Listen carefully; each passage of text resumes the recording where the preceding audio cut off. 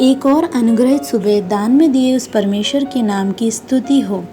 होशे की पुस्तक 9वां अध्याय 10वां वाक्य।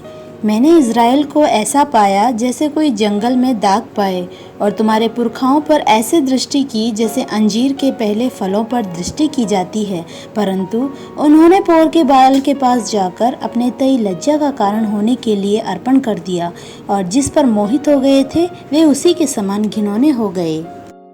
अनुग्रहित वचन के आधार पर परमेश्वर की अपेक्षा को भंग न करने वाले बने। उपरोक्त विषय पर आओ इस प्रभात में एक साथ मनन करें।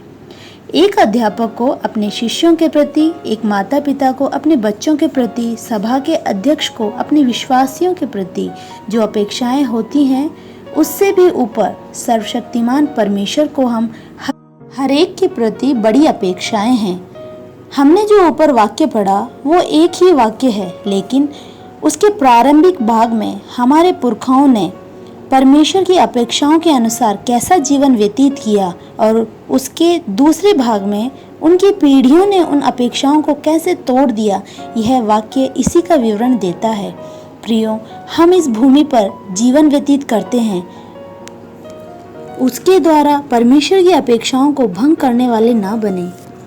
पवित्र शास्त्र में दाख और अंजीर स्वाद और मधुरता के प्रतीक हैं। अंजीर के पहले फल बहुत ही स्वादिष्ट होते थे और उनके लिए लोग इंतजार किया करते थे। ऐसा प्रवाचक वाक्यों में लिखा है। इस दाख और अंजीर को रेगिस्तान में परमेश्वर ने उगाया। जो असंभव था उसे परमेश्वर ने संभव किया। ये हमें सोचना है। पहले की पीढ़ी ने परमेश्वर की अपेक्षाओं को भंग नहीं किया। परमेश्वर की अपेक्षाओं को जानकर उनके अनुसार जीवन व्यतीत कर परमेश्वर की प्रसन्नता का कारण ठहरे। प्रियो, अनेक विश्वासियों का आरंभ बहुत ही संतोष भरा और परमेश्वर को प्रसन्न करने वाला होता है। परमेश्वर और वचन में वास कर फल देने वाला वो अनुभव कितना ही श्रेष्ठ है। किसी भी बड़े परेशानी में, किसी भी बड़ी प्रतिकूल अवस्थाओं में परमेश्वर को प्रसन्न कर परमेश्वर के लिए फल लाने वाली वो अवस्था परमेश्वर के वचन में वास करें तो ही संभव है।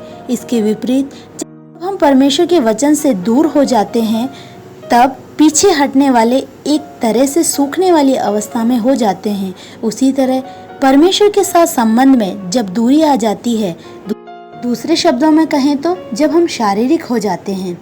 पढ़े हुए वाक्यों का दूसरा भाग इस तरह कहता है, पोर के बाल के पास जाकर अपने तई लज्जा का कारण होने के लिए अर्पण कर दिया, और जिस पर मोहित हो गए थे वे उसी के समान घिनौने हो गए। रेगिस्तान की उस गर्मी में दाख और अंजीर का फलवंत करने वाला परमेश्वर था। इस बात को भूलकर पीढ़ियों ने गलतफहमी हुई। उनको लगा रेगिस्तान में परमेश्वर ने फल नहीं उगाया, बल्कि बाल देवता जो कनानियों का देवता है उसने उनको भलाई दी है। समय समय पर पानी, हवा, बारिश, समृद्धि ये सब देने वाला पोर के बाल देवता है। ऐसी बड़ी गलतफहमी उन्हें हुई।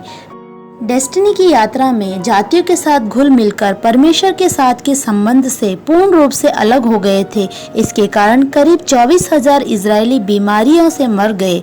ऐसा पवित्र शास्त्र पढ़ाता है। प्रियो, ये संभव हमें यथार्थ में क्या समझाते हैं पता है? कि हमारे प्रारंभिक स्नेह को कभी नहीं छोड़ना है। वो आत्मा की आग हमेशा हमें जलनी चाहिए और उस आग को हमें जलाते रहना है। पहला कुरिन्थियों के 10वें अध्याय में प्रेरित पौलुस पोर के बाल में पुरखाओं से जो गलती हुई उससे नए नियम की सभाओं को क्या समझाते हैं पता है? संसार का अंत आ चुका है। अभी परमेश्वर में विश्राम करने वाले रेनहार्ड बोंके परमेश्वर के महान दास का एक स्टेटमेंट मुझे इस तरह याद आता है, if you keep the fire burning, the fire will keep you burning.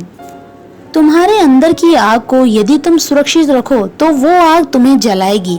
प्रियो, आज वो आग बुझ गई है। उसी के लक्षण है हमारे आत्मिक जीवन का सूखापन, परमेश्वर वचन से दूरी, अपने भाइयों की बातों की अवहेलना करना, सभा की प्रार्थनाओं की अवहेलना करना। इसीलिए परमेश्वर की अपेक्षाओं को भंग ना करते हुए अपने अंदर की आग को सुरक्षित रखने वाले बने। पवित्र पिता, सुने हुए वचन के आधार पर हम अपने आप को आपके हाथों में सौंपते हैं। आत्मा की ज्वाला हमें सुरक्षित रखने में आप हमारी सहायता करें। यीशु के नाम में आमीन।